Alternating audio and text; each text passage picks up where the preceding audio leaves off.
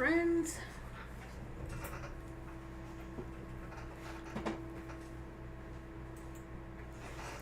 YouTube says we're live, so hooray!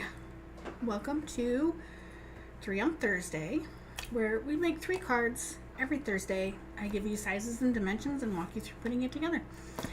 My name is Michelle. I am with Crafters Northwest, and I use primarily close to my heart products in my videos. But I encourage you to use what you have. If you like what you see and you would like to get some, let me know and I can help you out with that.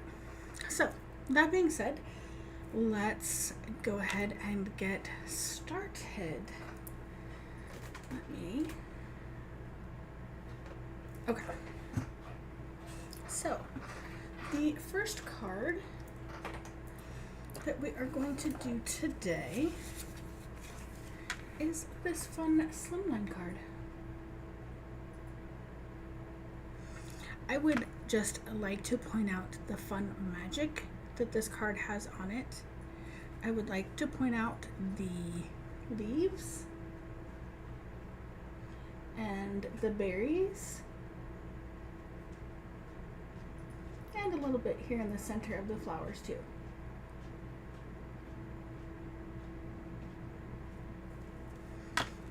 Isn't that a great little card? I love it. All right, so we're gonna do a couple different things today with this, and we're gonna do maybe things in a slightly different order than how I did them originally. So I have already stamped a number of these on some white daisy paper because I'm also going to use white craft ink on here, and I didn't want to be switching back and forth having to clean the stamp in the video. So just trying to make things a little bit easier for everybody. So these are stamped, they are double stamped in linen ink, and I did use the Misty to do that. And let's go ahead and the next step, actually, speaking of in a different order, let's go ahead and do the craft paper. I guess I should tell you all of what we have, right? That would make sense. So we have craft paper. This is slightly longer and slightly wider. So basically, it actually was a scrap. It was this wide in my scrap stash, and it currently is 3 3/4, just a smidge over. I did cut it. It's 8.5 plus a hair, just in case. And then I decided I wanted a little bit shorter. So we will trim that down after we're done stamping, because we want to be able to make things easy on ourselves, and we're just going to trim off a little bit of what's already stamped to go on the inside of our card. So part of the reason why I ended up trimming it down on the top and bottom is because I wanted more than just 1/4 of an inch on the inside, and so we took it down a little bit further so there is a border around the outside as well. All right, so we need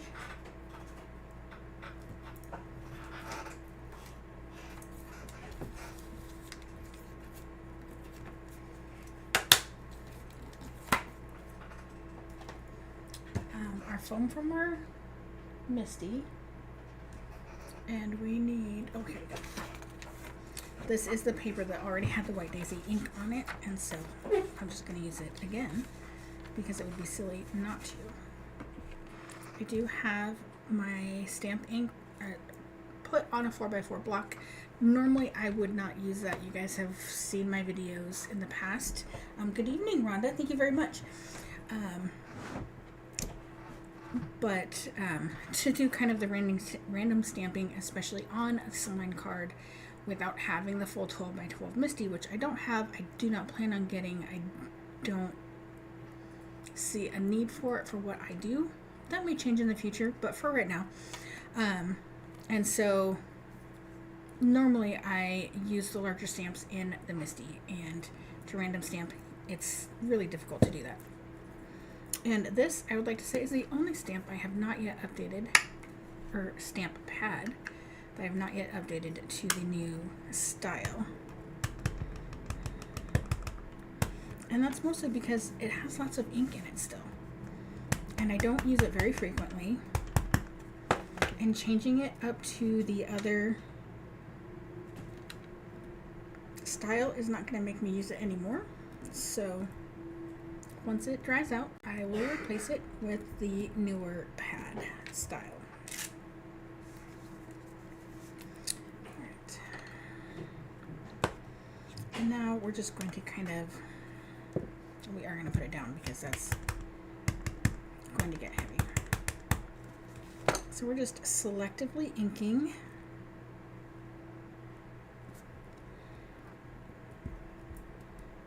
Because we don't need to waste the ink. I mean, yes, I want a new pad, but I am also reasonable most of the time.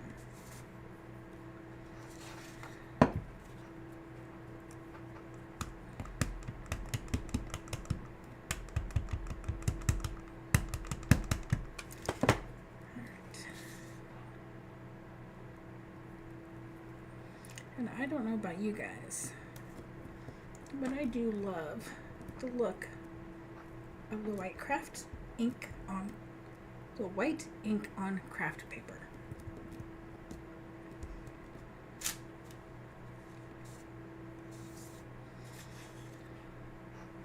And we are doing this first so that it has time to dry, because pigment inks, which is what this is, take a bit longer to dry.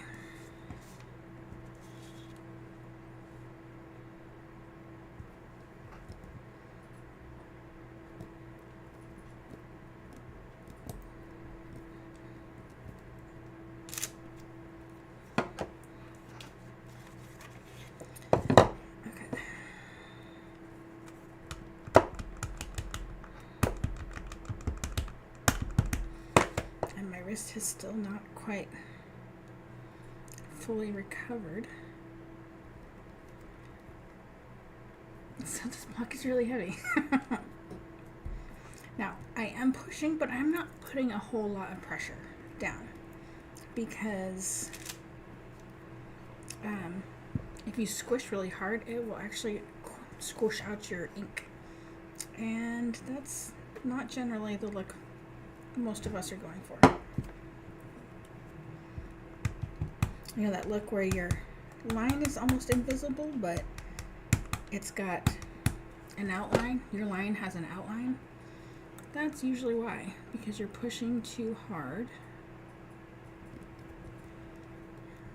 on your block or your whatever. And it happens more so with the pigment inks than it does with the water-based inks. Okay. And we are done with our White Daisy ink.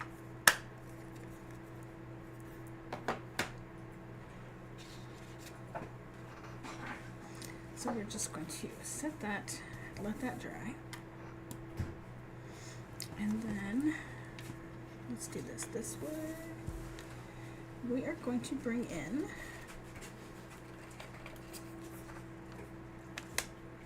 one of our stamped images. We are using the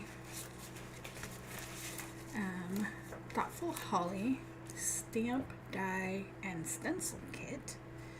Well, set, not kit. So it comes with the stamp set, obviously. It has a few sayings in there, and it has this holly flower cluster, and these 4 sentiments. So, and then it also comes with the die that's not right there because it fell off. And then stencils, which are over here off to the side, that we are going to use to do our card with.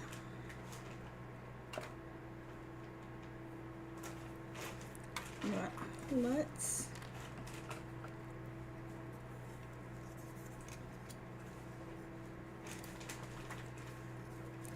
let's go ahead and stamp these. Let's try and get all of our stamping done and out of the way. All right.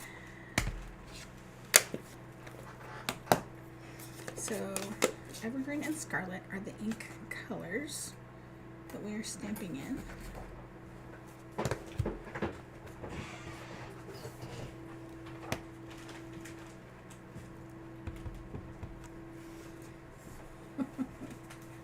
Dakota's trying to be super silent, heating up some pizza. Okay. And then Evergreen ink. And so I did do some stamp surgery. So this is one stamp on the sheet, but it is two on the box. And I'm just going to go ahead and take a mini glue dot and put it in that top corner, mostly so I can put these away and have them be done. And then I'm going to purposely cover up this hole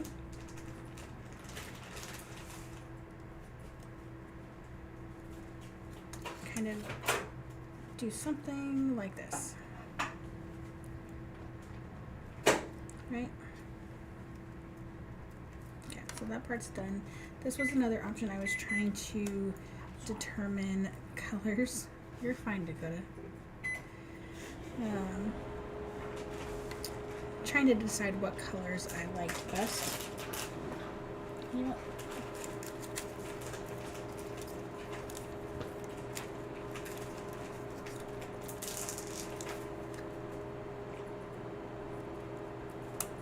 Go ahead and do both of them, and then we can actually decide later.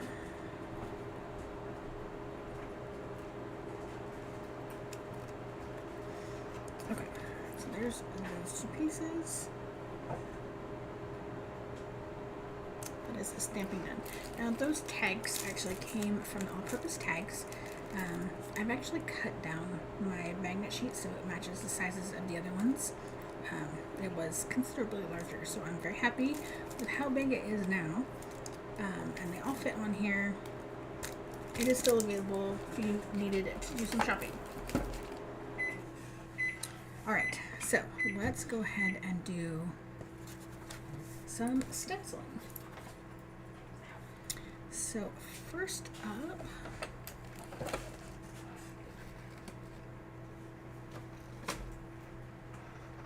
we're going to go ahead and do, I'm going to go ahead and do a green. So I did note on my stencils which side is essentially the front. I did put T for top.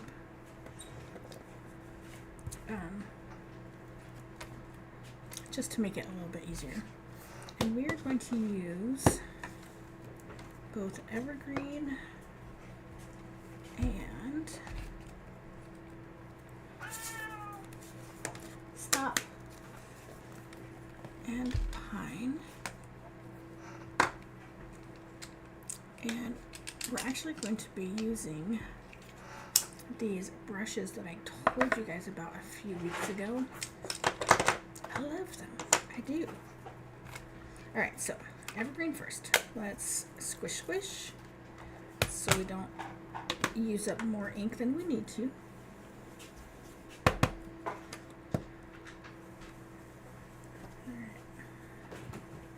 And we're just going to go on here light.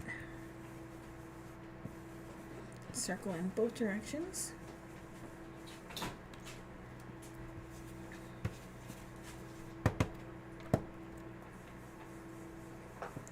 Back and forth. Now you can see this starting to happen, but it will develop a little bit more as we go on. But remember that this was stamped with linen ink, the image itself, right?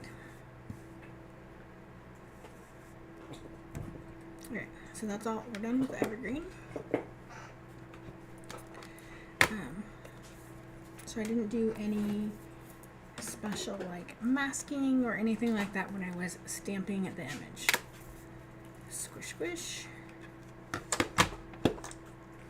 And I've started using this green one. And I'm just gonna use this here at the base to put some shadows underneath, kind of where the flowers would overhang.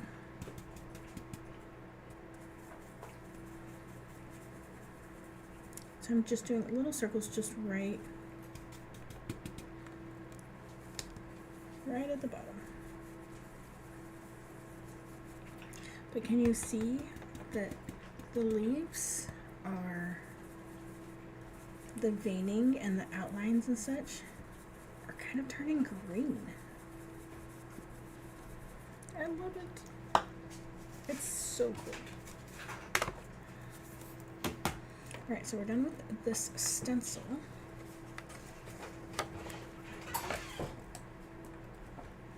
Alright, and let me just show you.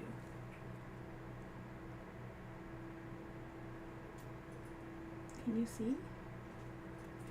I know it doesn't necessarily want to focus.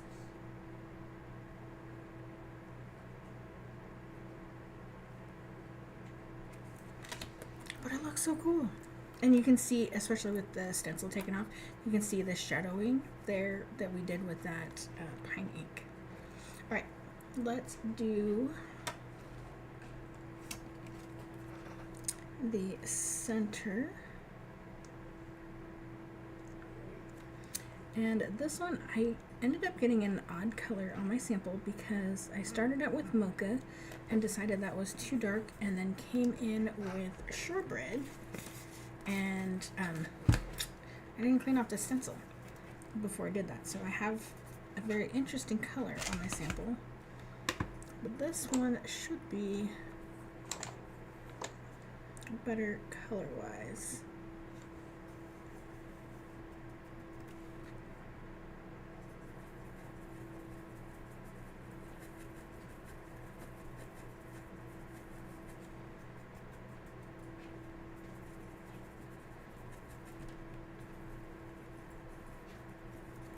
So when you're stenciling, the thing to remember is to make sure that you go in both/all directions. And this brush is probably a little bit too small for this size, but that's okay. It did what we needed it to.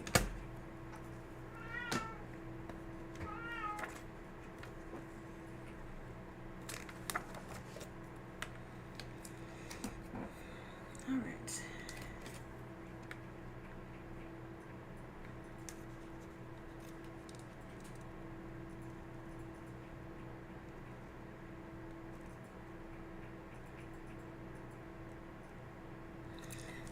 It is a challenge with the lights for the camera to get this lined up just right.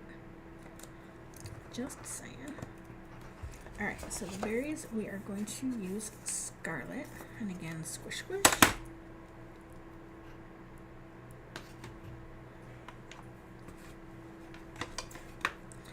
Now, the first one that I did, I accidentally went way too heavy on the berries, and so it kind of ruined the effect that the leaves had. The berries did not have that effect, so I'm trying to make sure to still make sure that they're red,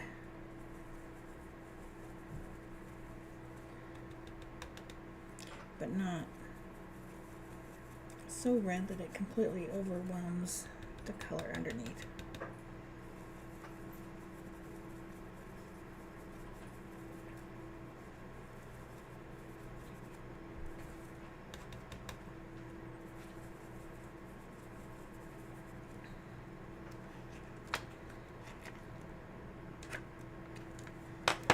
We'll call that good.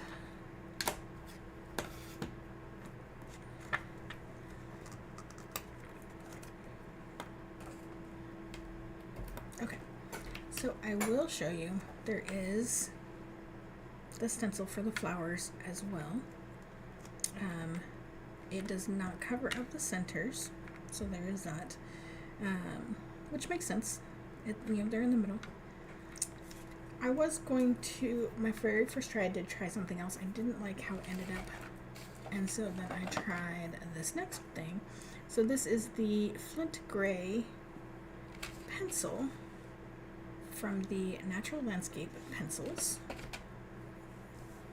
And what we're just going to do with this, like we would do with our markers, and we're going to start at the inside, and we're just going to kind of flick the color out to the outside.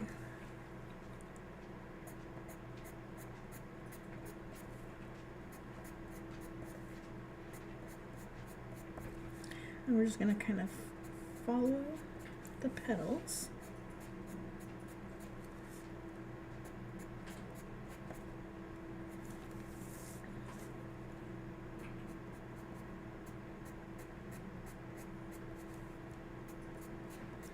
Which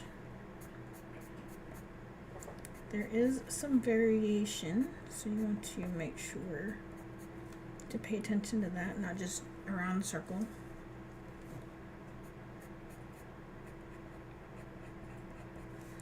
Plus we have some petals that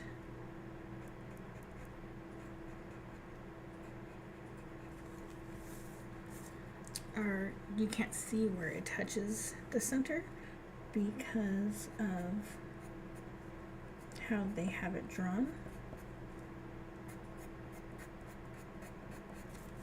which is good. That gives variation and some reality to it.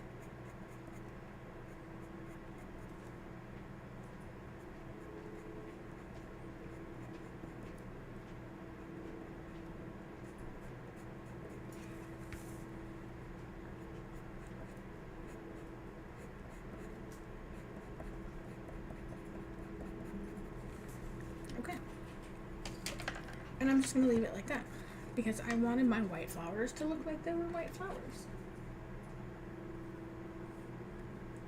So I don't know that it will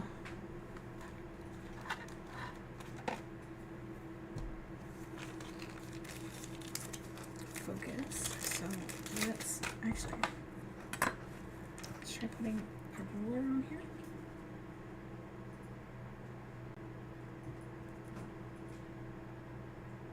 There we go.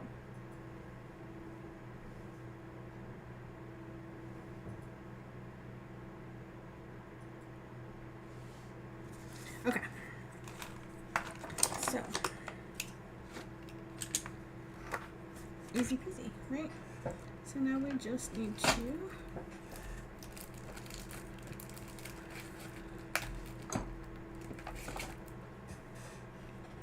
grab our die and spin, spin, spin until we get it to the right spot.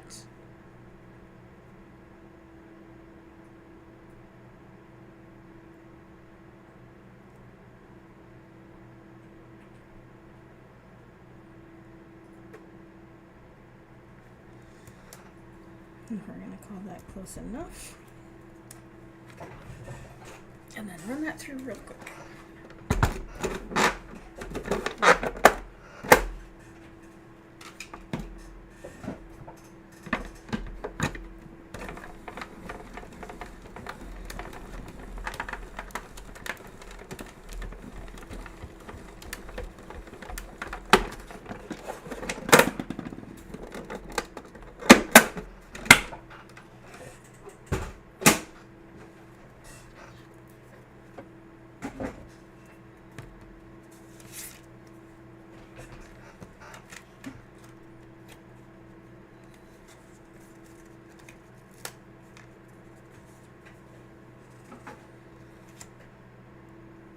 Looks like it moved just a little bit.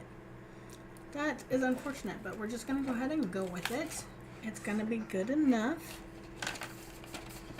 Alright, and then we have a few other things in here. I have a second piece so we can make it a little bit thicker. And we have a zip strip from Evergreen. The stripes I thought were perfect for present looking. And we're going to do a cheater bow with a fork and some old embroidery floss. So let's glue this first. And I am going to be using my liquid glass today. I do love it, and I tend to not use it on videos because the tip clogs more on videos than it does when I'm working with it in person.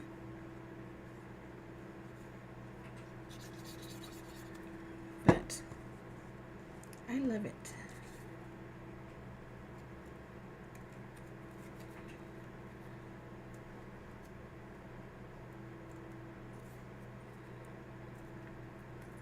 And I want you guys to love it too.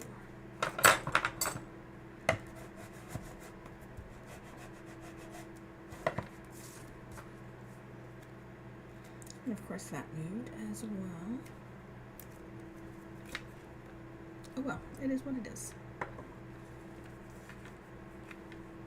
Alright, so before we start gluing everything together, let's make a cheater bow. So with this cheater, well, we're going to call it a cheater bow. I have a piece of string that's going to be what, 3 inches, maybe 4 inches? I don't know.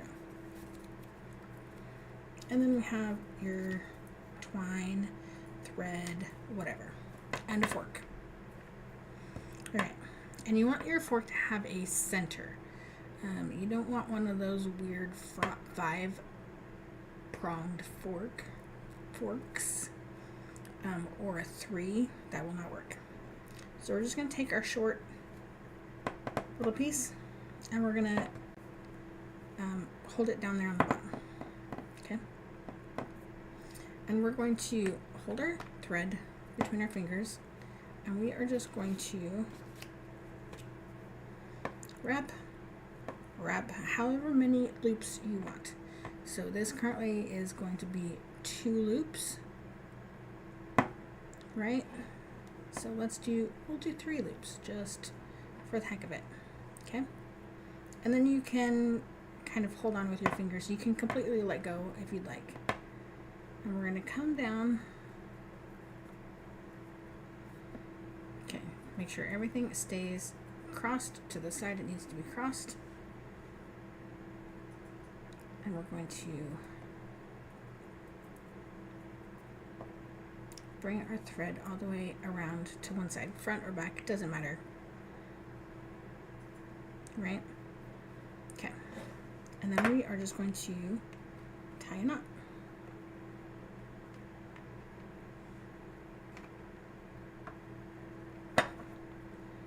And you could probably get away with just one tie there. But I know my luck is if I would do that and it would just fall apart. Alright, so the knot is tied. I'm going to go ahead and hold on to these 2. Right, this was our cheater piece. And we're going to pull this off. So we have obviously one cut end and one still attached. And now we have our adorable little bow. And it's got 3 loops on both sides. And I'm actually going to go ahead and cut this. I know they're uneven, but I'm going to fix that a little bit later. Alright, so there's our cheater bow. Right, because the last time I showed you, I was like, tuck this and pull that and blah, blah, blah. And this is easier. It's a cheater bow. No tucking, no other than the one originally. Alright. If that didn't make sense to you, let me know. I can do it again. Alright, so let's add some adhesive to the back of our zip strip. And we are going to use essentially this whole thing. I'm going to add adhesive in 2 steps just because it makes it a little bit easier for me anyway.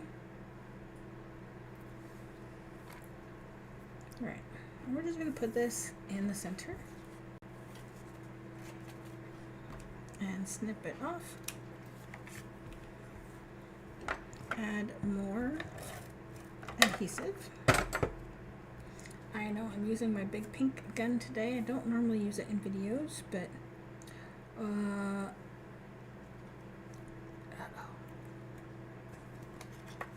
back up, back up, back up.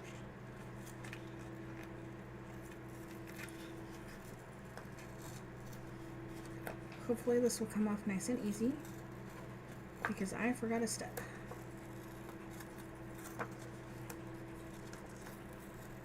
We forgot to cut off our inside bit.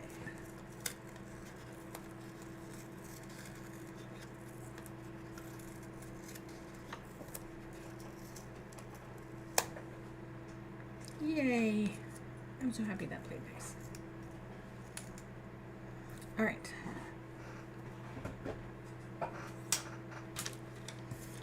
Paper trimmer. So our piece, 3 7/8 essentially is what it is. All right, so our card is 3 1/2. So if we go to 3 1/2, see it's just about 1/4 of an inch. So let's go to 3 3/8. I'm actually gonna cut off of this side because this side is the busier stamped side. And so it will look better standing by itself as just that tiny little 3/8 strip. Okay. And then, so our card is supposed to be 8 1/2. And we're gonna trim it down to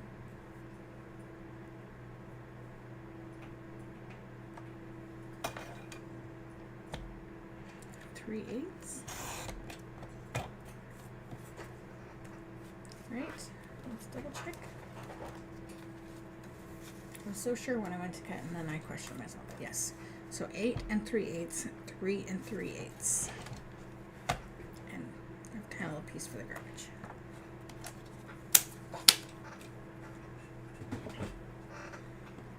All right, now we can add our ribbon to the center again.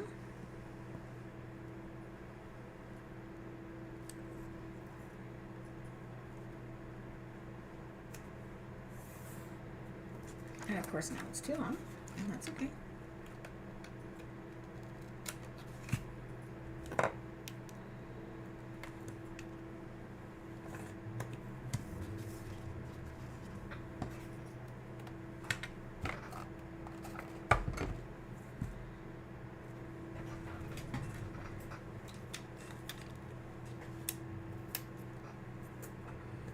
It had to be somewhere.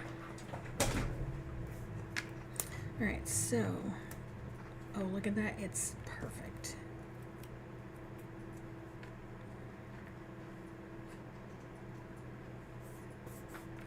So you can put your cross anywhere. I'm doing it at approximately 1/3 on our card. It's been a long time since I've actually mentioned thirds in a video, but our eyeballs really like things in thirds.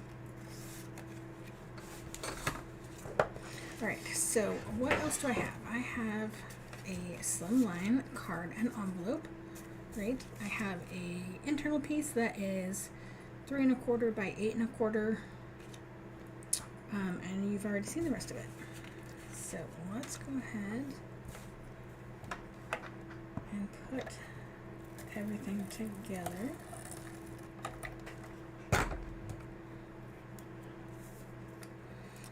I am going to run this all the way up to the edge. Many times on the cards I will leave a white space, but on the slimline cards, I tend to not. I tend to kind of just go all the way to the edge on them.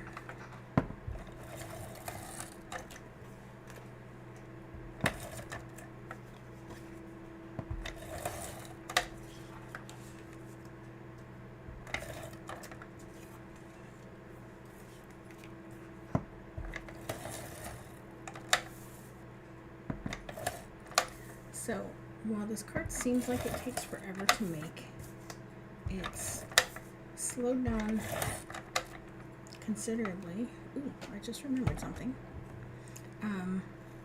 You know, to help explain things, the process and all that. Now, I wanted to actually try something.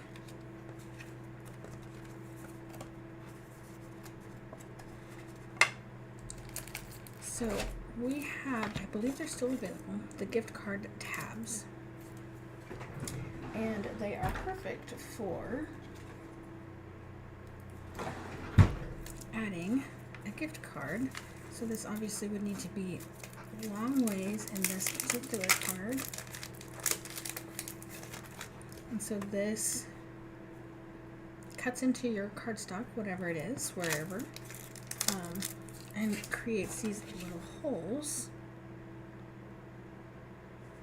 So I think, let's go ahead and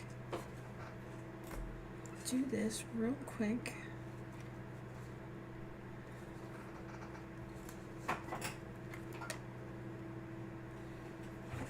Maybe.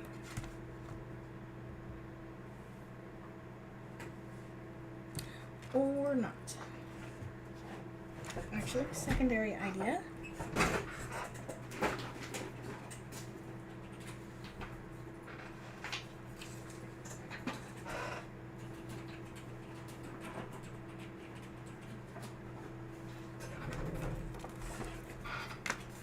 Let's just add another piece on the inside.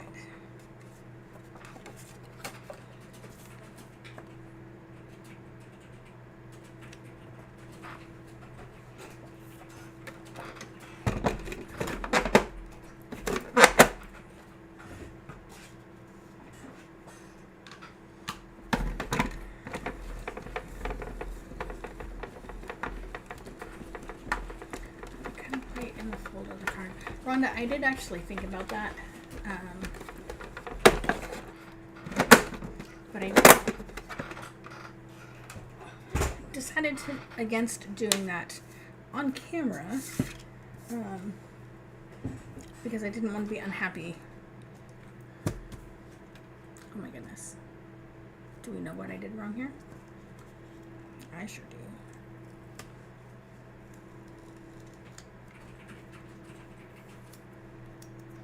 You gotta put the cut part down to the paper, silly.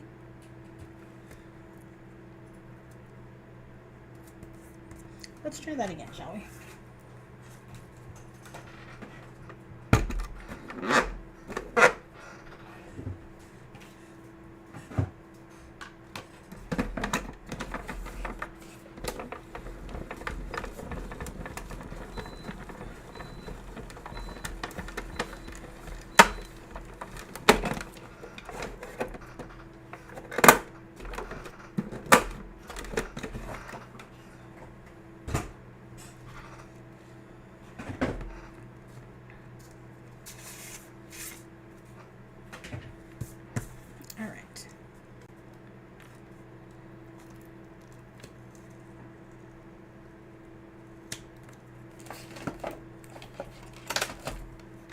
So now we have our little cut pieces, so our card just goes in like that.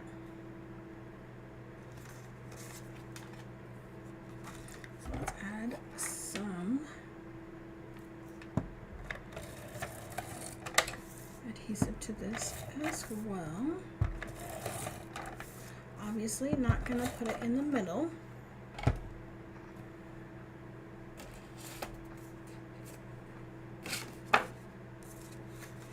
Alright.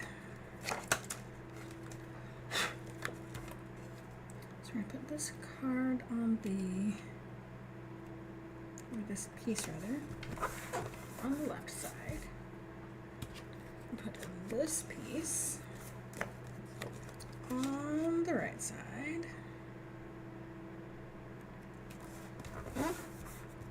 Now we could actually make this go this way. So we'll do that. We'll do that for this card. But now, yep, gotta go this way. All right.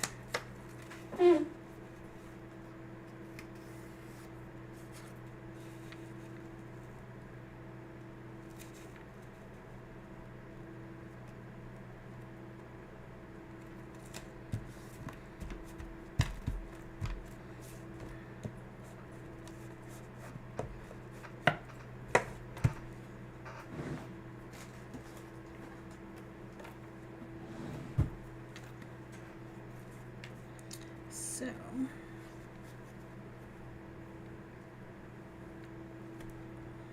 going to go ahead and turn our daisies, right? Because it just, flowers grow a certain way. They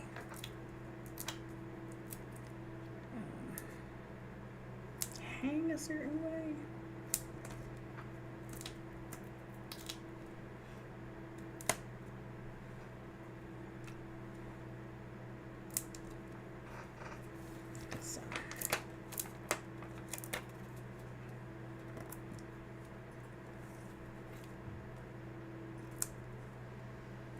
So we're going to make sure that we pay attention to that.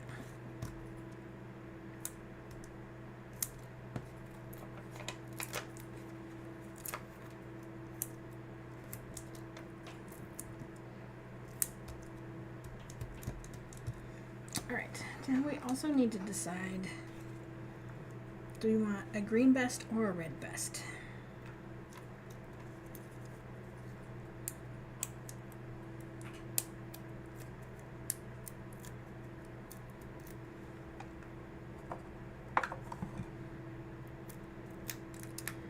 What do you think?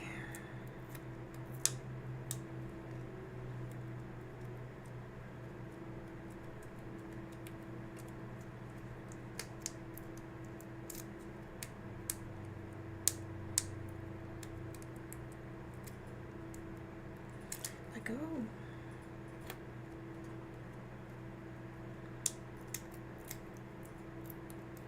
We could always do the green vest if we're doing, you know, different than the other card.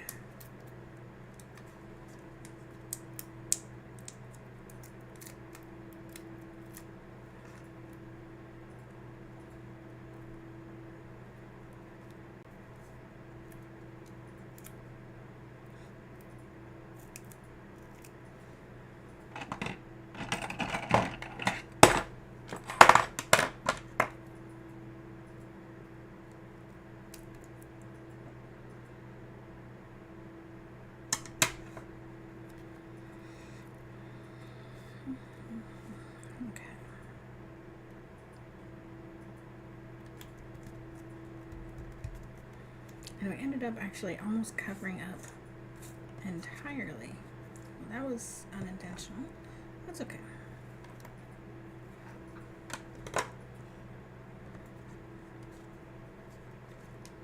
Red vest.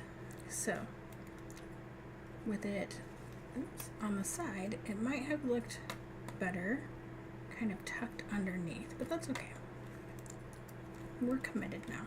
All right, so back to our bow. So I have these two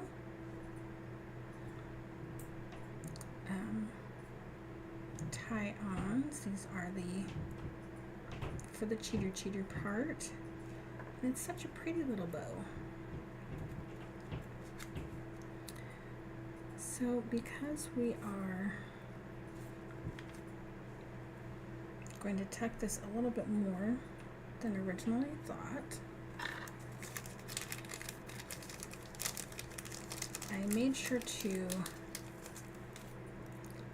wrap The tie parts are round on the tag, so it looked like they were actually attached to the tag, but I think that part's going to be hidden. So I'm going to take, this is a needle threader, for those of you who had not seen them before, and go from the back. I'm going to hang my tag on it. I'm going to take, you know what, let's cut some of this off a little bit.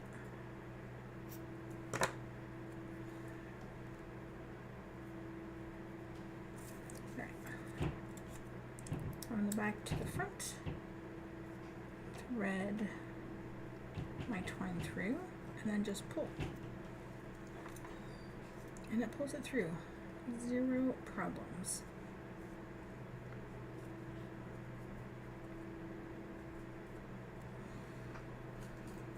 And then I'm just going to take a piece of washi,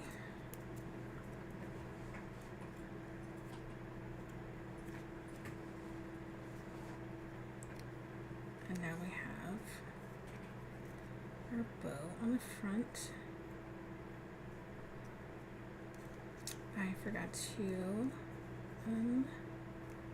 kink these.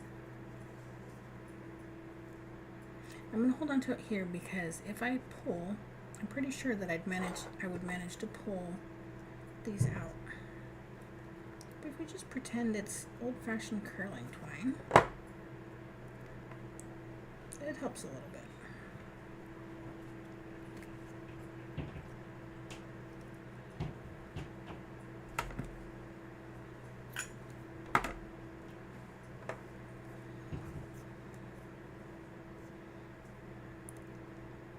And sometimes it could help a little bit more than it does.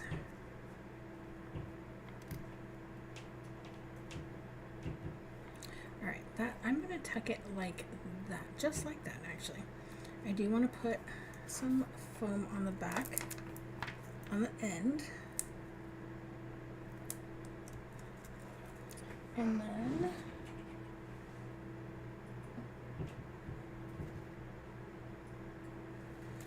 I'm going to just go ahead and grab a glue dot.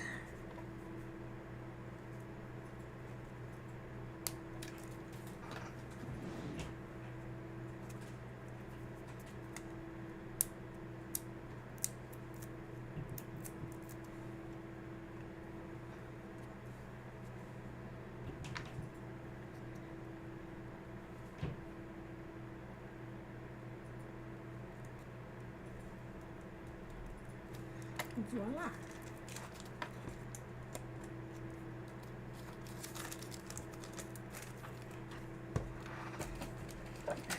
Let's make sure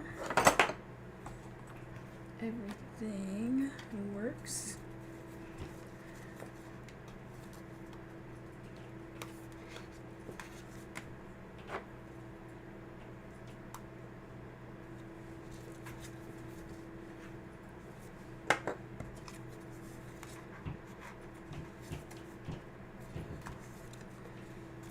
Voila.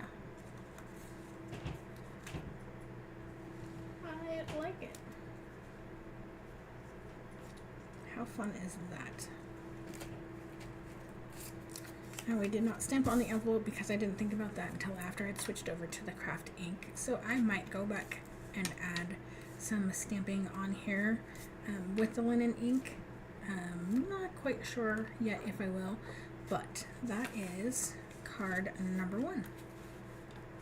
So you'll have to let me know, do you guys like the card better tall or long? So in the comments, let me know.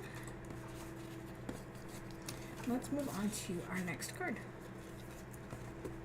Now I will tell you, I honestly originally thought this card was much harder than it actually is. Let me move stuff so I can get it.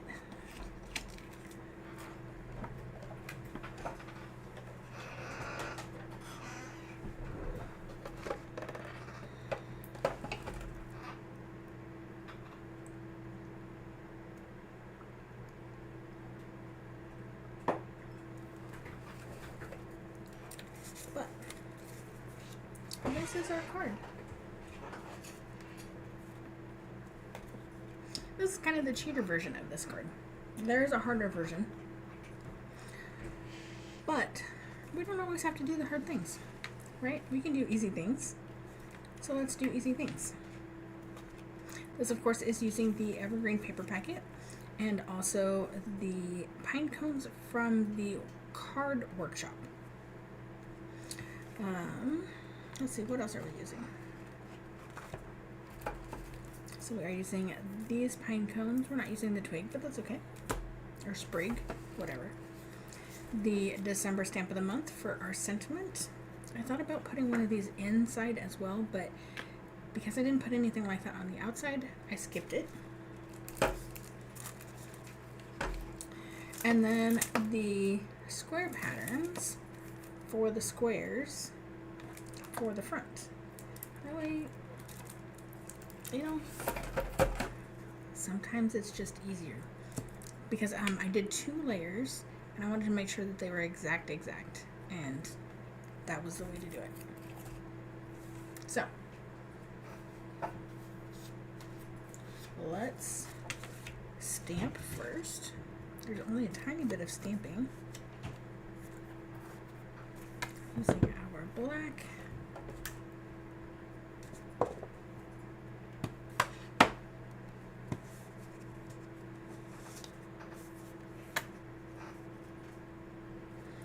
With all the picking up of the, oh my gosh, the machine, the die cut machine. My wrist is not happy at all.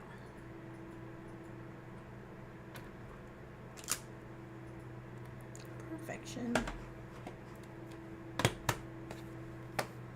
Alright, that's all the stamping we're doing.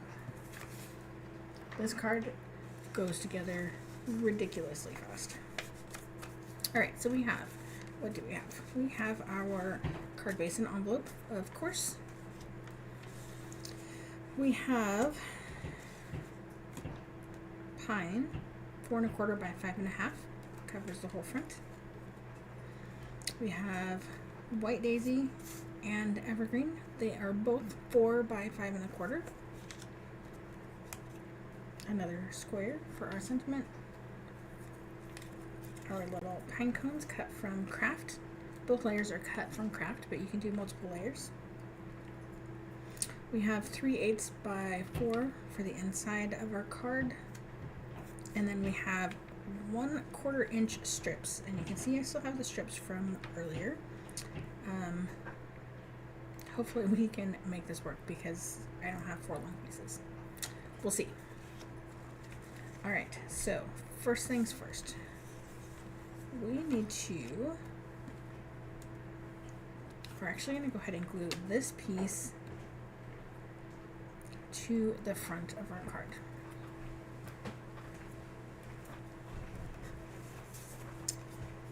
And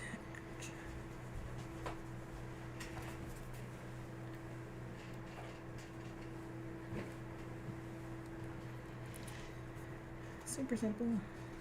Like I said, this clogs more on video than it does when I'm just crafting for my own purposes or, you know, prepping for class, either way.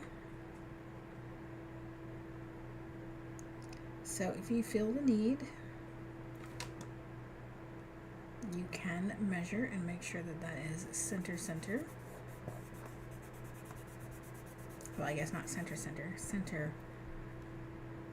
not quite center, but straight. But what fun would that be? Alright, now, nope.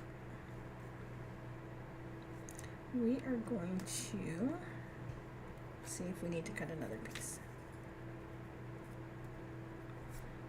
Nope, look at that, fits perfect.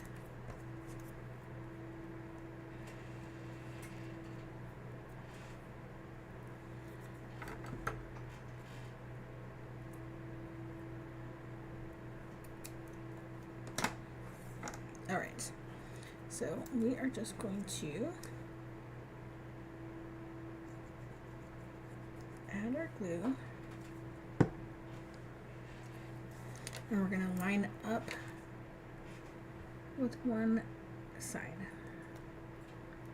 And then carry the rest of it all the way to the edge of the paper. And that overhangs, which is perfect.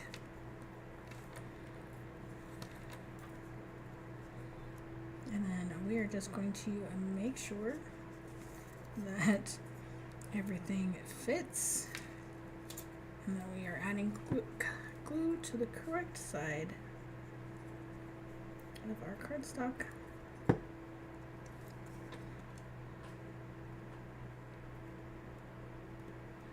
And we're just going to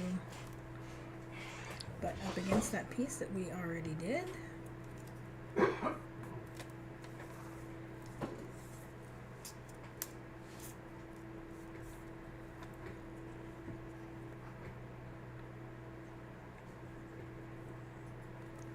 And rinse and repeat until finished.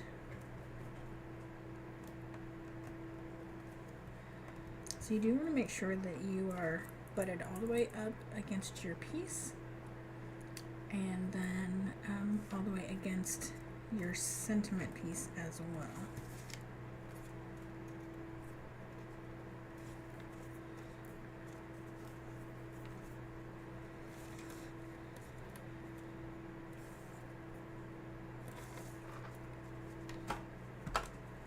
I think this piece is going to be long enough, but we'll see.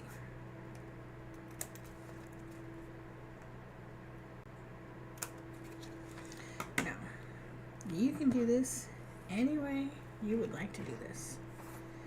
My recommendation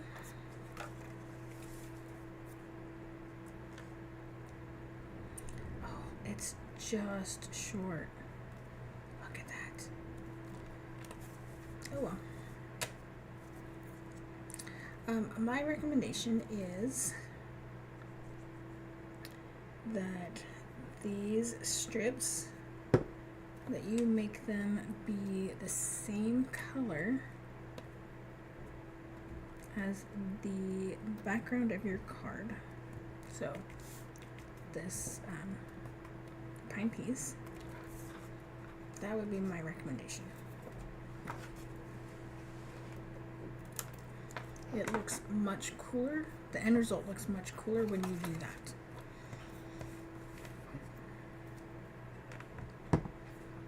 Okay. And now it's literally just putting all the pieces together.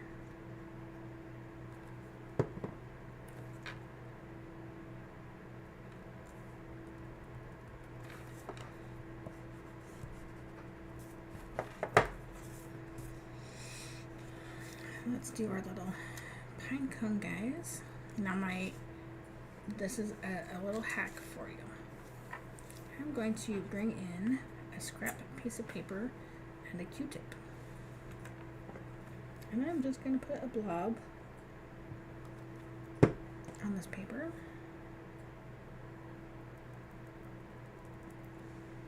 I'm going to load up my Q-tip. Make sure I'm putting it on the back side of the die cut. I'm not rubbing, I am just tapping.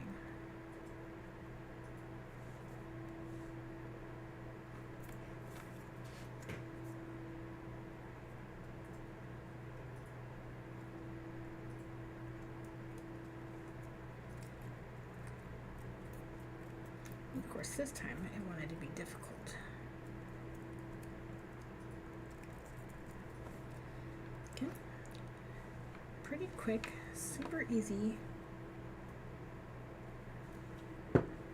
Yes, you technically waste a little bit of glue, but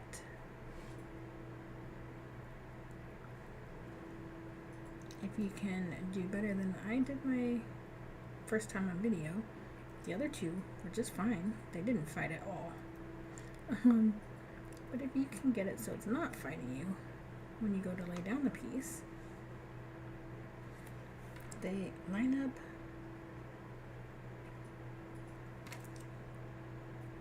pretty perfectly, and then you have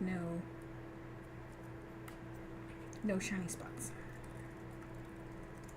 But there's nothing wrong with shiny spots if that's what you want on your card. Alright, so let's glue things together.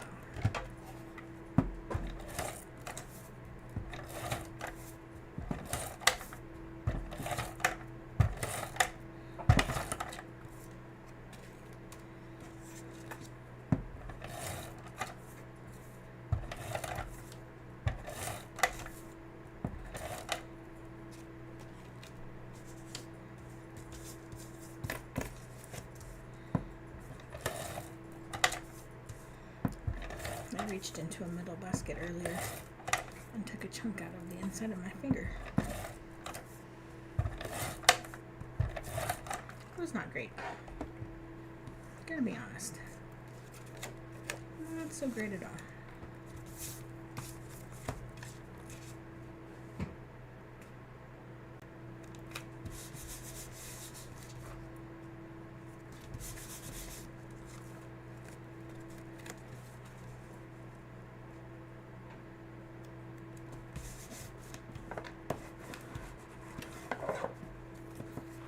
Look at how fast this card comes together.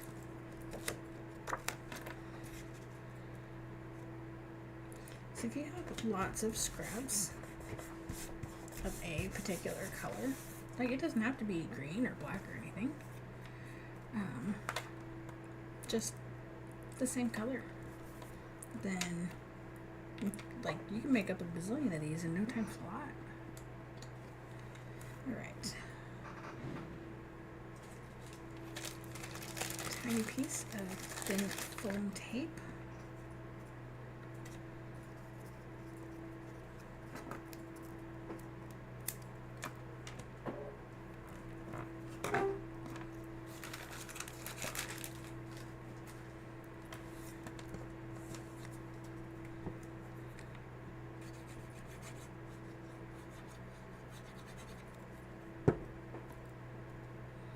Just make sure you glue this on the right way around.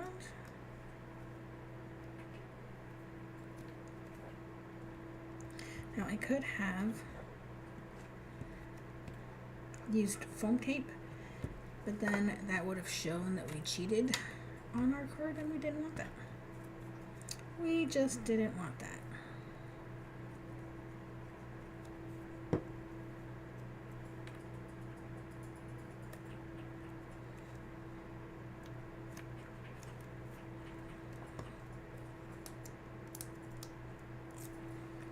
And then, voila,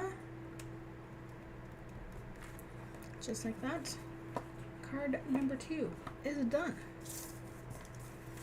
Super simple. Now, let me explain the harder method. Each of these squares would have a different paper, a whole different paper, and that's a pain. I didn't want to do that. I wanted to show you guys an easy way to get a beautiful card super quickly, and I think I succeeded at that. All right, now it is time for our wow card. So let me move some things out of the way.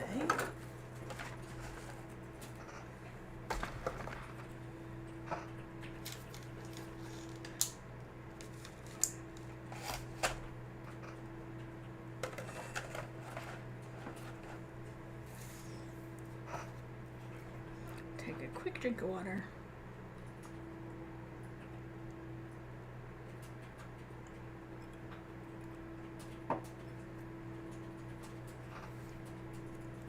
I should say, this is called the fracture card, as in broken. Fracture card. In case you want to look up the other ways to make those. Alright, so let me start with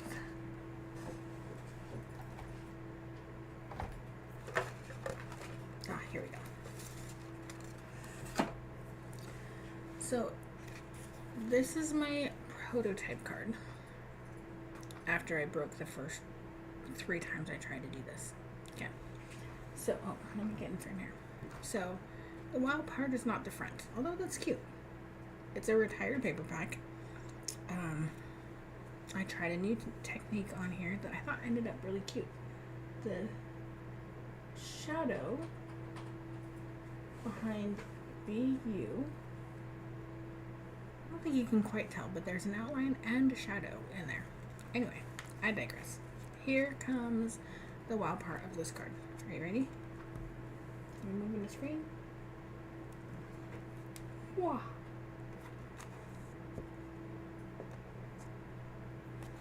So, it's pop-up card. Right? It's super, super fun.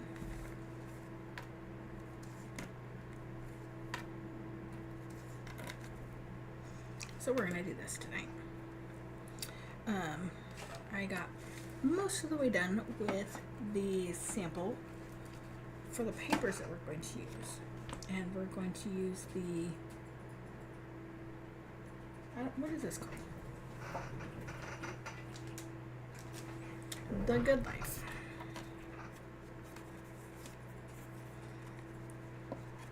We're going to use this Christmas deer. So, I didn't get the outside decorated or the inside quite done.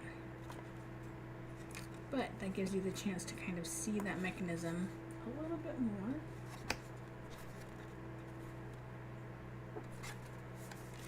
Okay. So, what do you need? You need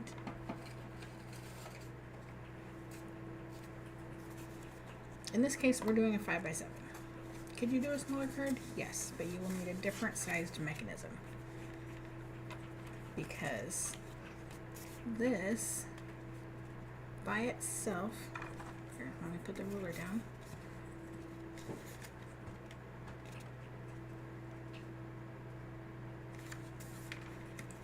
So, this part comes to within 1 inch, and we're going to put something in there, you can kind of see there, that comes almost all the way to the edge, right? Because even though that mechanism doesn't, you're putting something on it as well. So, you need 5x7 card base. You need 2 pieces that are 4 3/4 by 6 3/4. This is going to be the inside prettiness of your card. Do you have to have that? No, but it will help give stability to your card, which will help when you're opening and closing it. So I know you may not be able to tell, but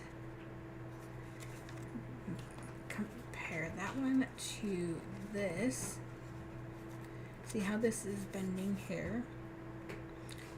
It is because I used this glue instead of this glue. It makes a huge difference. It's the same amount of paper.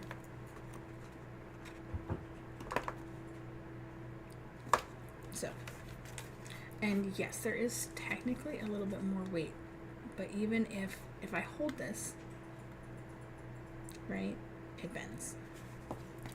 If I hold this, it doesn't. Okay. All right, 5x7, 2 pieces that are 4 3/4 by 6 3/4. Cardstock that is 4 7/8 by 6 7/8. Card front design. So in this particular instance, this piece is just over 6 inches because this is the scrap I had left was this big. So essentially 6 inches by 4 3/4. And then this is going to go underneath, so it can be any size, but this particular one is 1.5 by 4 3/4. Okay.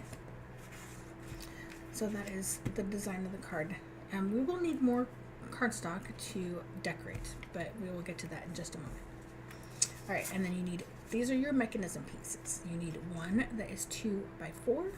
You need one that is 2 by 4 3/4. All right, so I'm going to move these off to the side.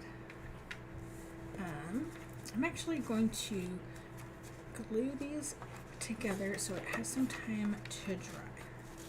Okay, so we are going to use our liquid glass.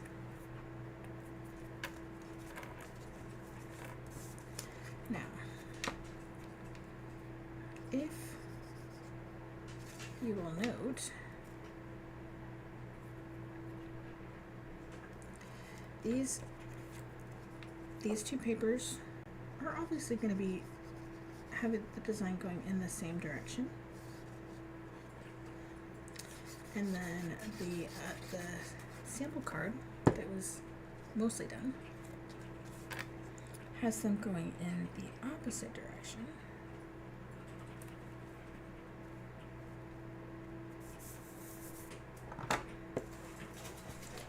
Because I used the little hack that I have shared before of getting 4 5x7 pieces from one.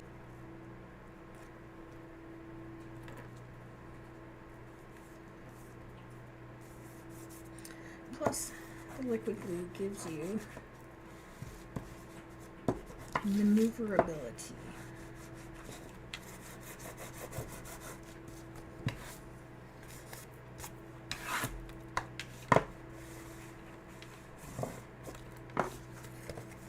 Alright, we're going to let that dry.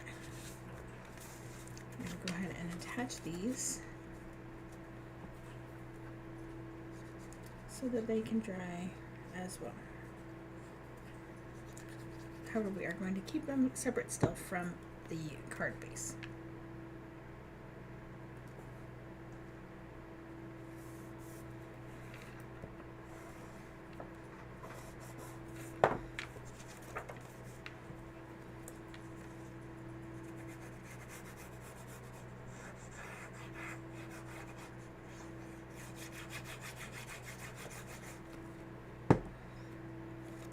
So, the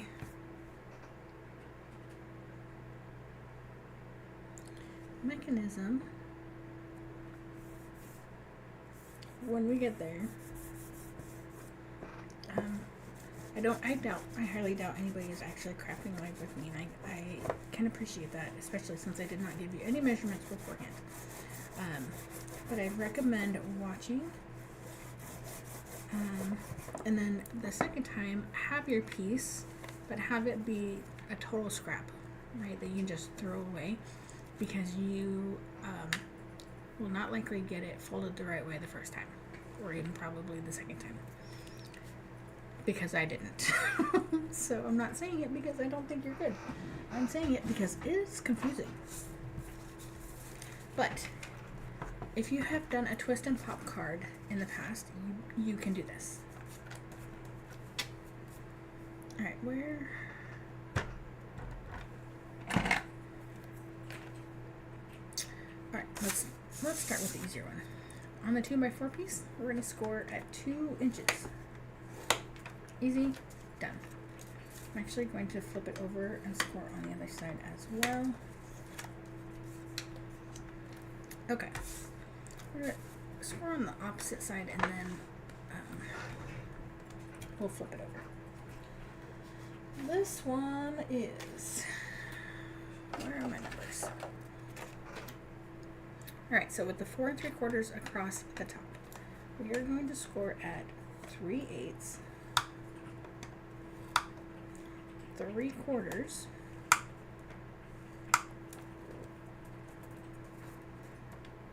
1 3/8, 2 3/8, 3 3/8, 4, and 4 3/8. Okay, I'm gonna flip that over and I'm gonna do it again, just so you guys have that. I am scoring it both directions because it's gonna fold in both directions, and hopefully this will ease some of the cracking. All right, and you can also use white daisy, and that would help some as well. 3/8, 3/4, 1 3/8,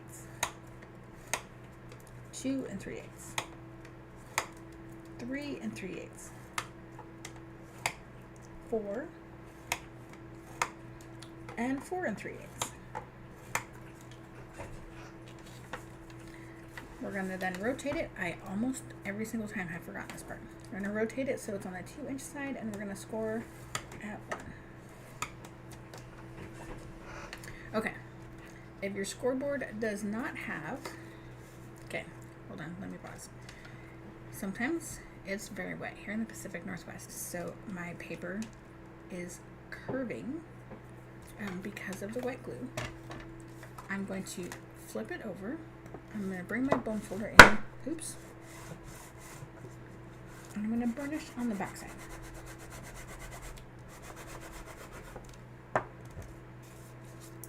And then I'm just going to do a little bit of bending. Okay. It will be mostly flat when it's dry, but sometimes it will do that, especially if it's super wet in your area. All right. If you have not done what I've suggested and create a line anywhere on your board, I recommend 6 or 8. You don't want it over here because you need to have room to rotate your stuff. 6 is ideal. It's halfway across your board, assuming you have a 12-inch board. All right. We are going to, we have these 4 1-inch boxes in the center, and we are going to create a long line all the way across both boxes. Okay, like that. And then we're going to do the same in the opposite direction. Okay, now I'm going to bring in my guide so that you can see it. And we're going to create these 2 diagonals. So the easiest way to do that, put the point of your stylus in that center box. Right, that's this box right here. This one right here. And then we're going to line up that line because it is a straight line. We're going to line that up on our marked line. So in this case, our 6-inch line. And then we're going to rotate. Right, we know we're in the right spot because our line matches up and we can feel that it's in that groove. And we're going to rotate because we need to come up here to this corner. Super simple. Now we're going to do the same thing on this side. We're going to go to this spot, which is right here. Right, we can see it's lined up because of the line. And we're going to rotate the bottom because we need to come to this bottom corner down here and create that line. All right. So I'm just going to score like I did before, so it's scored on both sides.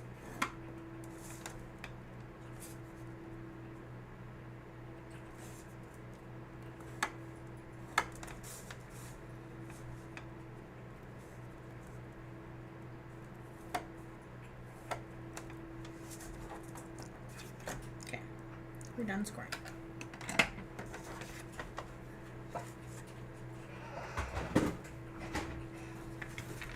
So like I said, if you have done the twist and pop card of days gone by, then you can do this fairly simply.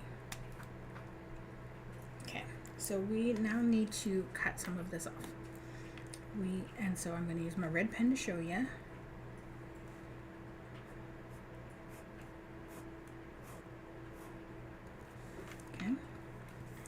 Same over here.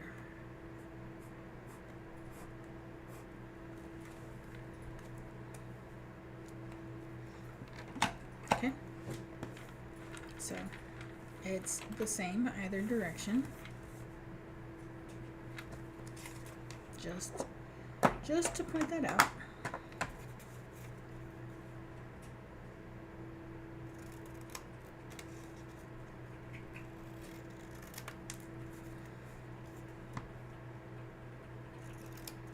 The cutting part is super simple. That's it. We're done. And now we are just going to fold and burnish on every single one of these lines. And we are going to do them both directions.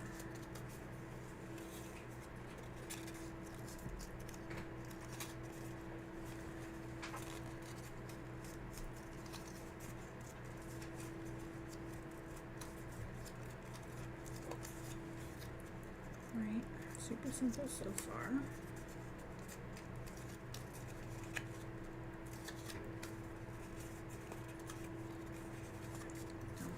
Those cross.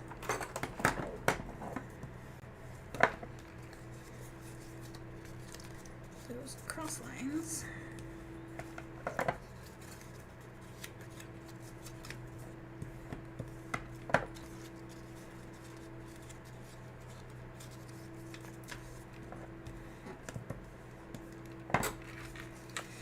Okay, so then you end up with something like this.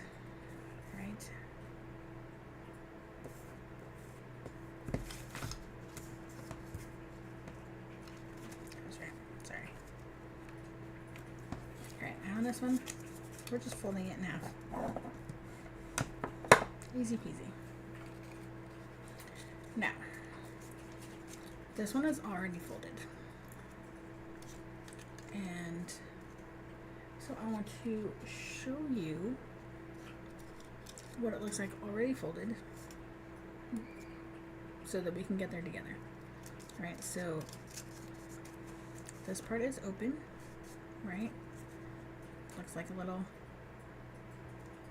Egyptian crown thing. I don't know what those things are called. And we have our diagonal on our right side. Okay. We have two separate legs. They work completely separately after the triangle umbrella thing. Right? If we flip it all the way over, the other side is the exact same. Okay. And we do have little pop-in parts. Okay. If we don't get this part right, our card will not work. So we need to, and I'm gonna have to futz with this to remember every single time.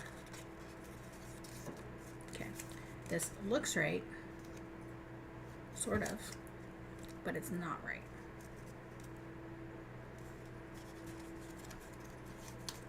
I don't even know how to explain to you. It does not have, we don't have our little hat. That's how I can explain to you. Right? So, oh, look, there we go. Aha! Just flip that over and we have our little hats. So if we flip our little jellyfish upside down and we pulled on our little hats, right? It opens.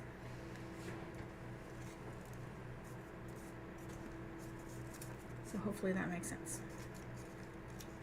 So if we open this, right, so if we just push in the sides and bring it together, and then flip a triangle, flip all the way over, and flip a triangle, and you're good. Okay? Why didn't I think about that when I was doing it? Because I wasn't trying to explain it to you guys. That's why. Alright, we do need some super sticky glue. Normally I would use this,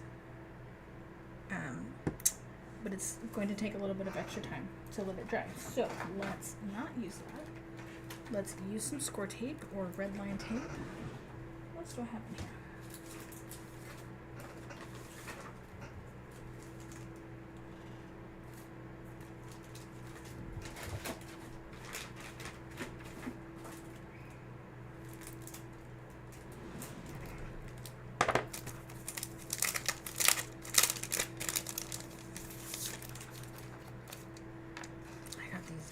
ages ago.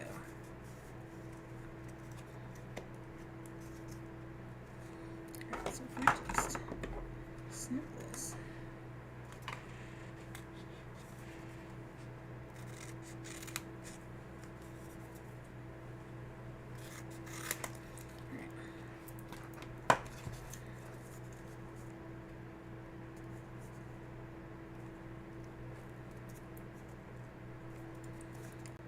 It's slightly too big, but that's okay.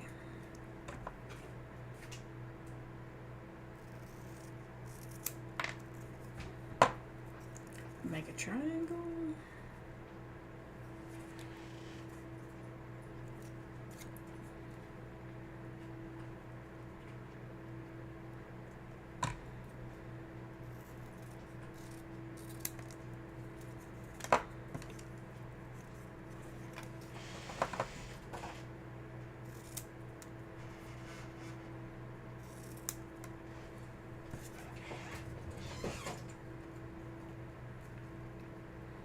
Well, this works out pretty wonderfully.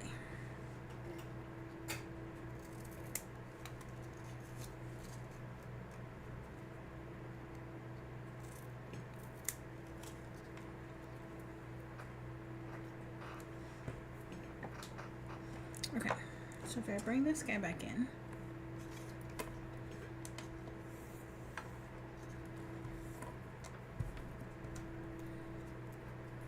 right, you can see my pieces here, my glue pieces, my little Egyptian hat here. So we have glue on the right side of our little cap.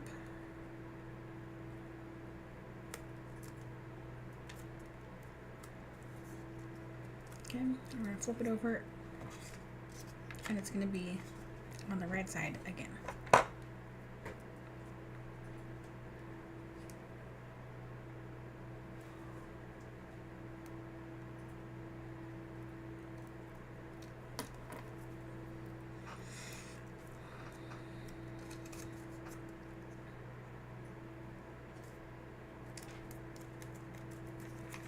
Okay, and then glue on our bottom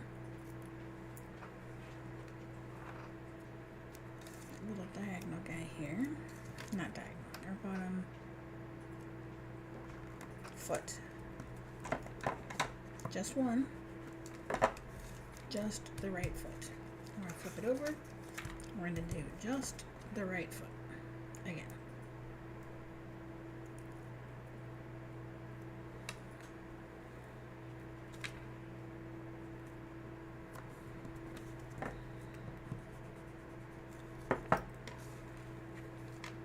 Okay. Put that away.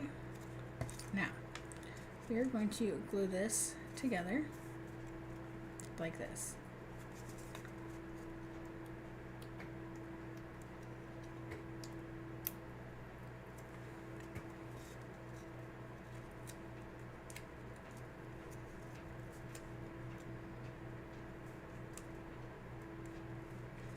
So when you have this flat, if by chance, for some reason, and I've had this happen on my harbor, but not on my white, so I'm not sure what the issue is. But if you look right here, the score marks are close, but not the same. You want to line up your glue and your piece with the shorter of the two, the one less tall. So this one is up taller, so I'm gonna roll my glue down just a little bit.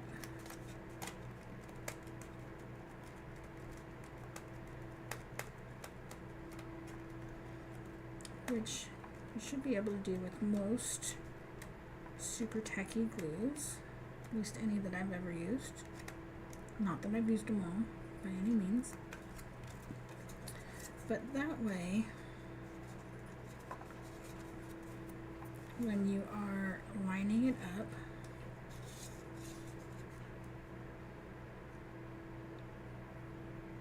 you can line it up to the side that's shorter.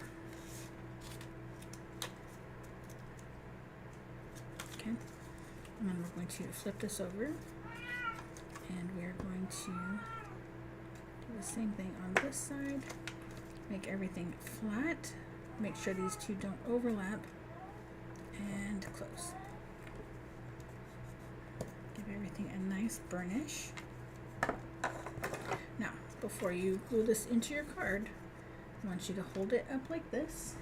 Right, so we have our upside down jellyfish, and pull on the hats, because if it does not twist like that, you have something wrong.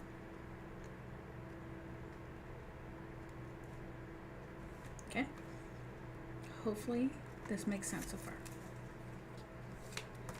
All right, to our card base, let's mark this at 3.5, because that is our center. All right, it's a 7-inch card, so therefore 3.5 makes it center. So now when we glue this down, we're going to bring this point all the way to the score line. In fact, this is going to be probably the only time ever that I tell you that I want that point right there at that score line. And as a matter of fact, let's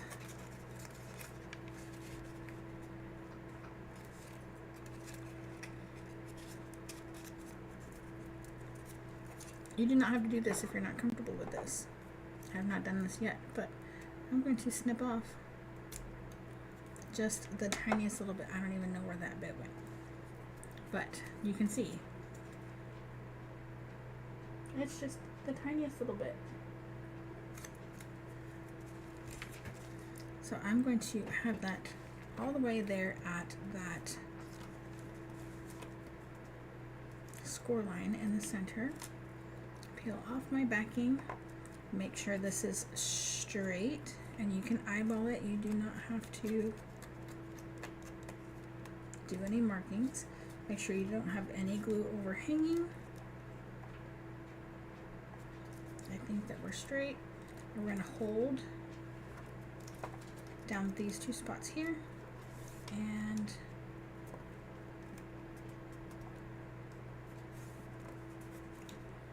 we're going to close and give it a good burnish so it will grab that piece for us. Okay. So, and we can see that this is going to be perfect.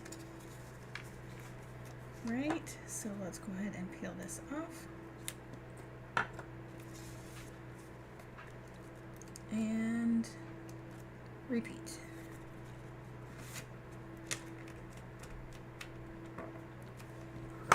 Give a good burnish. And voila. I really think that cutting that tip off just that tiny little bit, and you can see there's a tiny little dot. So if that part bothers you, you can color that in, or not cut it off, or use white so it's not really noticeable. Generally speaking, you would use a similar color to the rest of your card, but that is not what I ended up doing.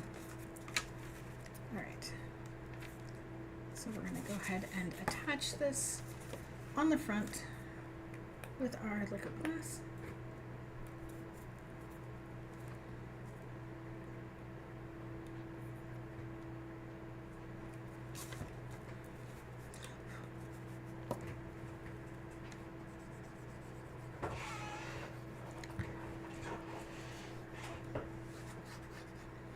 And then we get to decorate. Oh, I guess there is technically, we still have to decorate the inside, but it's still decorating. All right. So this is just a very small margin.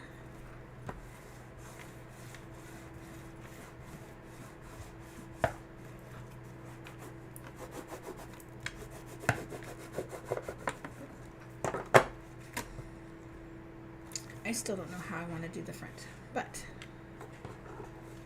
I did color a couple of these guys up to make that part a little bit faster for everybody. All I need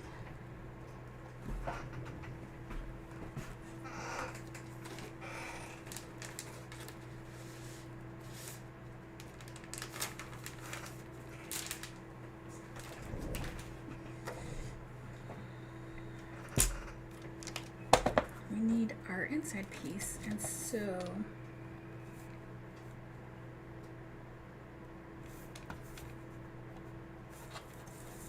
right, we'll do 3 1/4 by 4 1/4 because you really don't want to go any bigger than that. Okay, so that's going to go on there, and this is going to go on here. And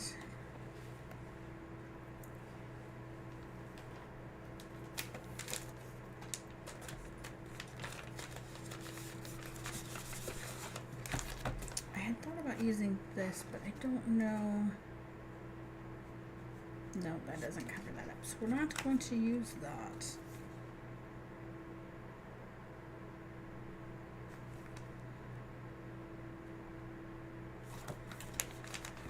Okay, so let's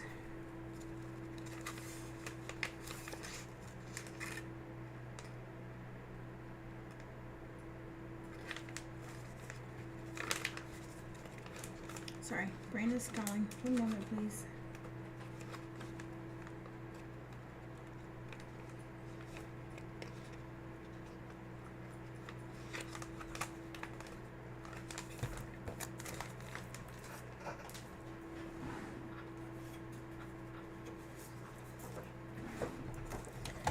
Do some white daisy.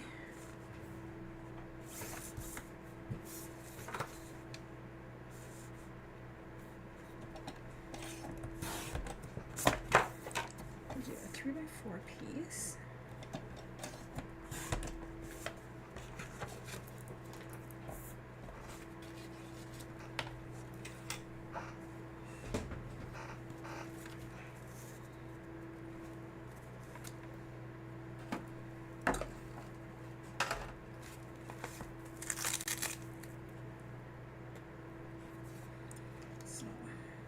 He's gonna go on there, and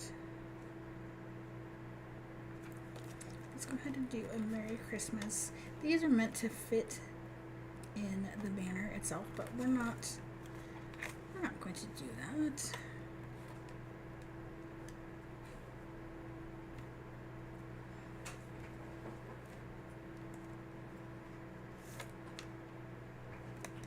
So I think right about there.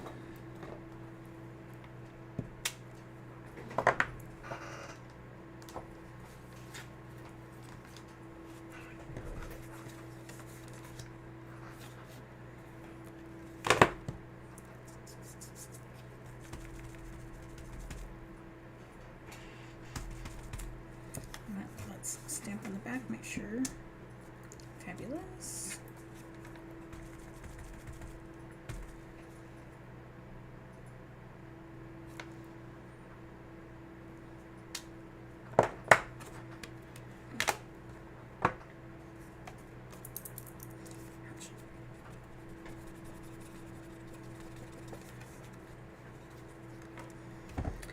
All right. How do you think we should do the front?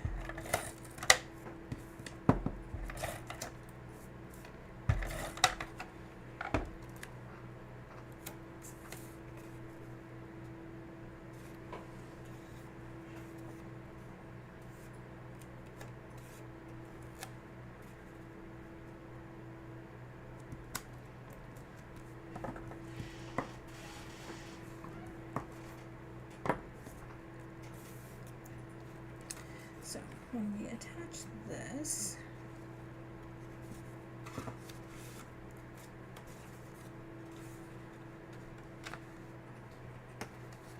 right, we can do that. And then we gotta make sure that our deer is not hanging out the edge.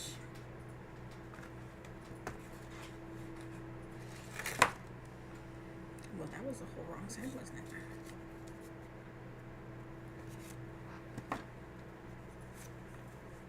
Alright, we need to do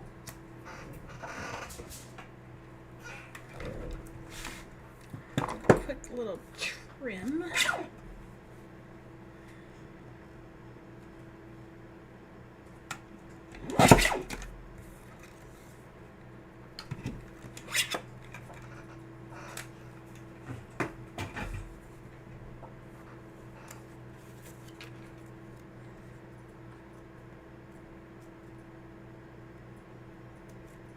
And while I would love to put some pop dots on here,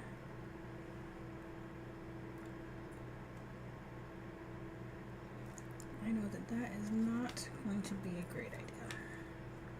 Pop dots, what the heck? I've not called them pop dots and I don't even know for how long. Ever.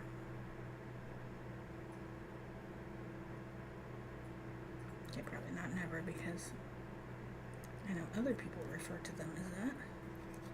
Some of my other crafting buddies.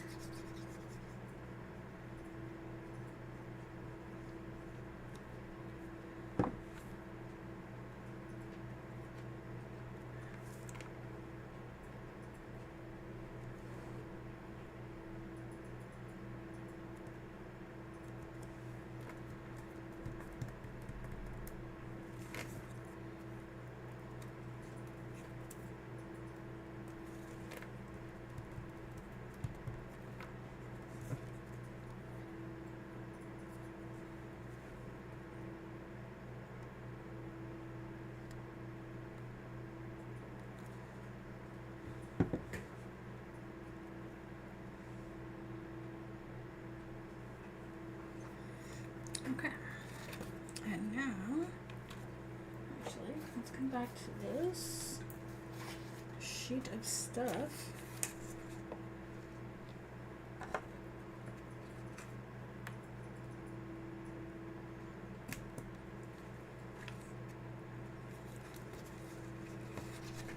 This is some super handy stuff, by the way.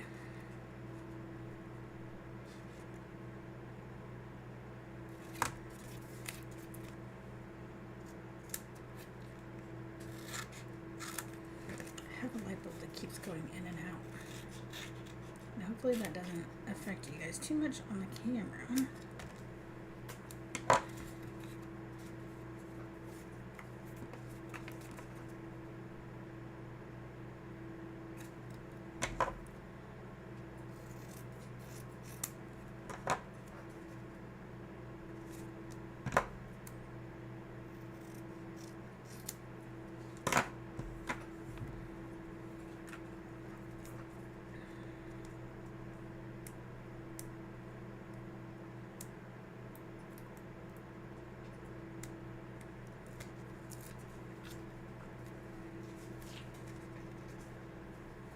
Right, so you can do multiple layers of tape, right, run across.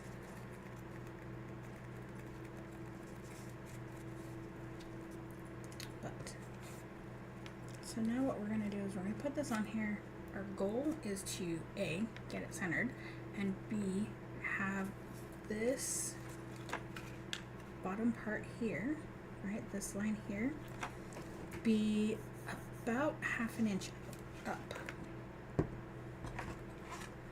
So let's not do that there. So half an inch.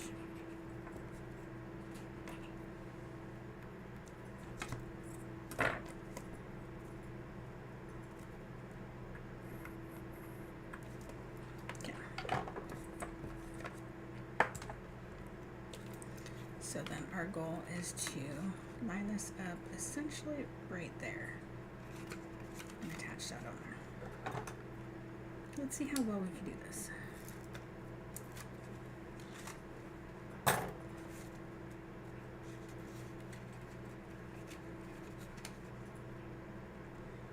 don't know how well this translates on camera, so I do apologize.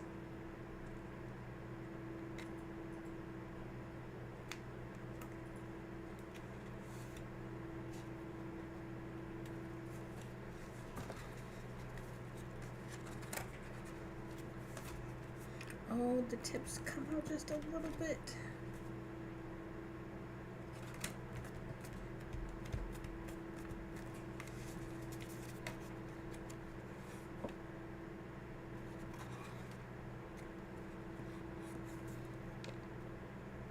So it does sit a little bit crooked.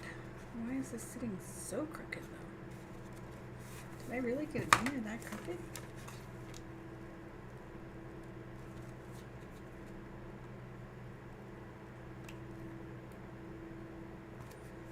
I probably did.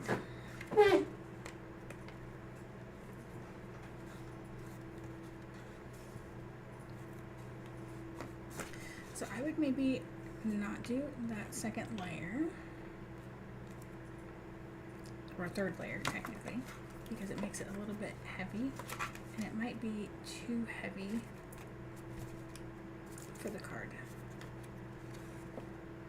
Okay. And then across the front, let's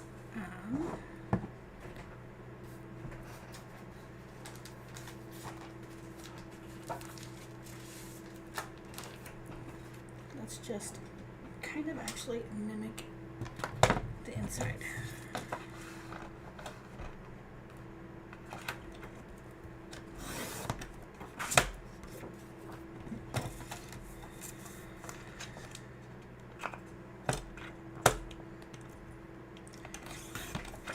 Since I already have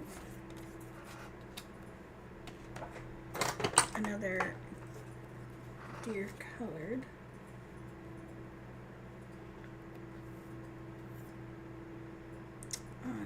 where did the stamp set go? Over here.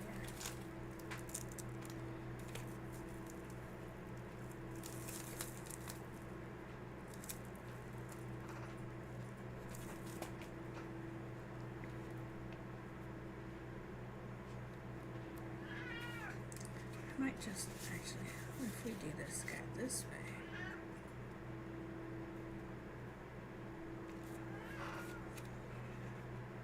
And bring in a different layer.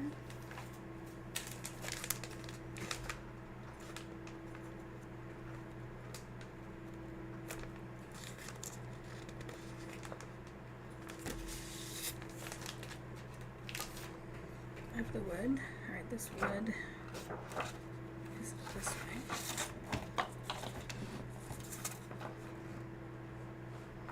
So we'll do a 3x4. And this will tie the inside to the outside even more.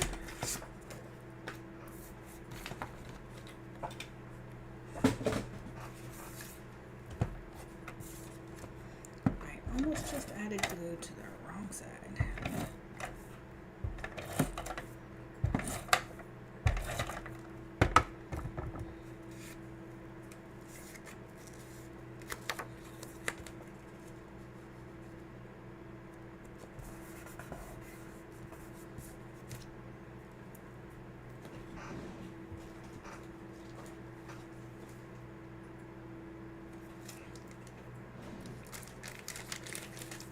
Use the rectangle. I don't know if this foam is still available or not, but it has slightly bigger pieces. Okay, maybe more than slightly.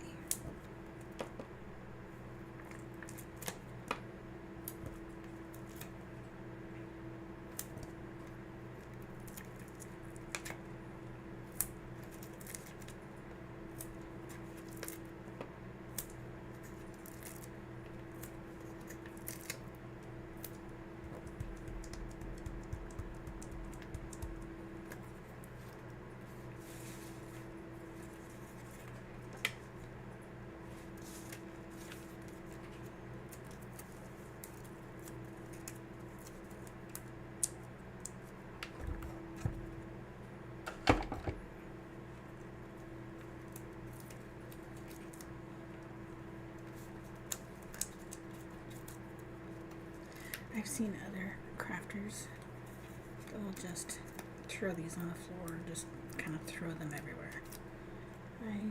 I just, as a crafter, I could maybe see doing it as a person making a video. It doesn't make any sense to me. Alright, let's go ahead and center this guy here. It's almost straight.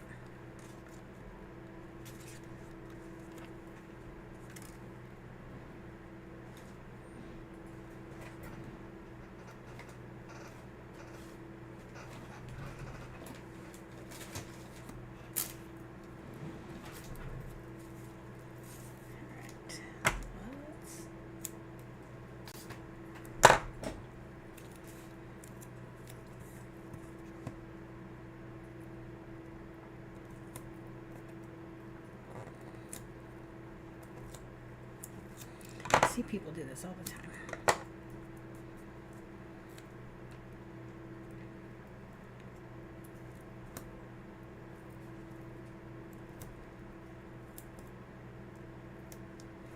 Actually, it doesn't look too bad.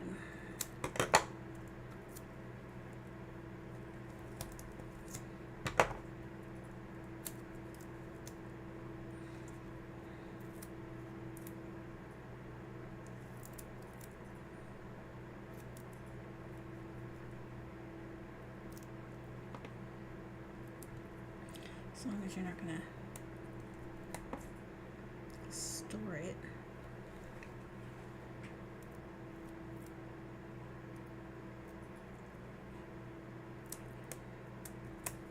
Right, because the sticky is kind of showing in multiple areas.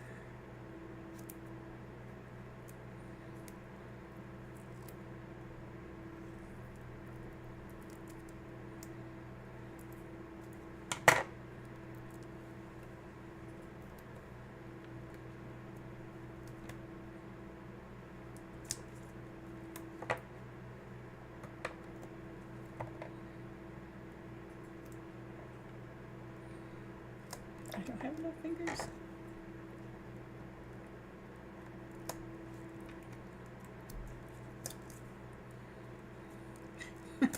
Let go, let go.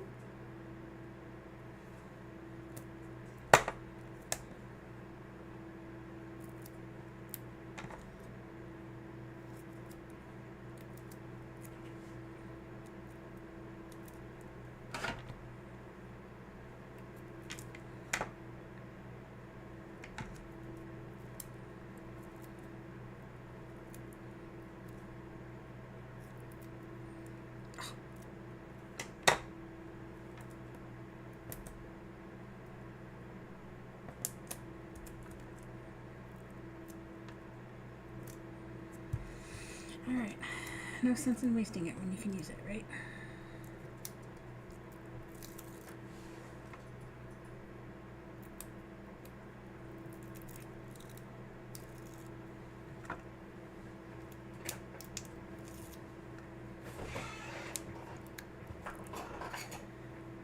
Alright, and then we're almost done, guys. This is the last step.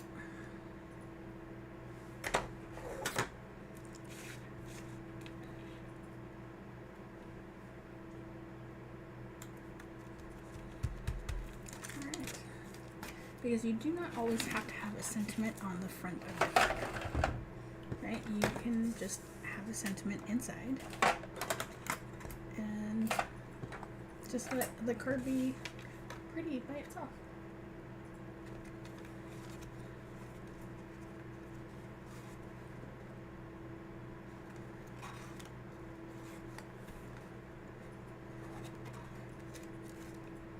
Anyway, all right. That is our fun card. Where did our other cards go? Okay, we'll do all fun. This is our wow card. And we have our fracture card.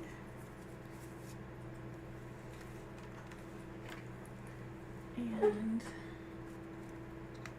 there's some blank card.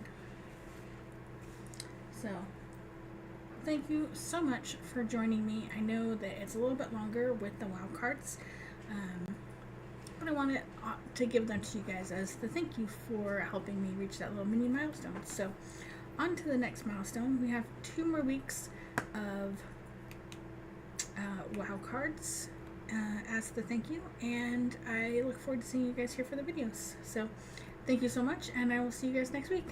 Have a good one. Bye.